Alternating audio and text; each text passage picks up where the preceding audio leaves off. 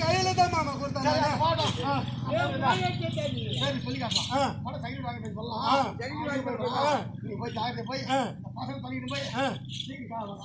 அப்படியே செய்து வருகிறேன் மாமா. வர சொன்னார் தோலை உருவிக்க.